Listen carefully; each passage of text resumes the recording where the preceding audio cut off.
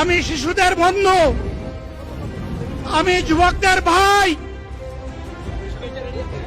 আমি বয়স্কদের সহযোদ্ধা, আমার বোনদের আমি ভাই। সুতরাং তাদের মুক্তির জন্যই আমি দায়িত্ব নিয়ে আজকে এখানে দাঁড়িয়েছিলাম। আল্লাহর ইচ্ছা শরীর আমাকে সাময়িকভাবে সহযোগিতা করে নয়, এটাও আল্লাহর ইচ্ছা যে এখন আল্লাহ আমাকে কথা বলার সুযোগ দিচ্ছেন। আমি বলতে চাই, বাংলাদেশের নির্দিষ্ট কোন শ্রেণীর মুক্তির জন্য আমাদের এই লড়াই নয়।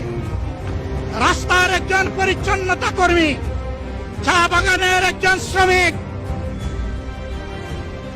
রক্ত পানি করা ঘাম জড়ানো আমার একজন রিক্সা চালক ভাই মাঠে ময়দানে বাংলাদেশের মানুষের মুখে যারা এক মুঠো ভাত তুলে দিতে চায়, আমার সেই কৃষক বন্ধুটি, আমি তাদের হয়ে আজকে এখানে কথা বলতে এসেছি।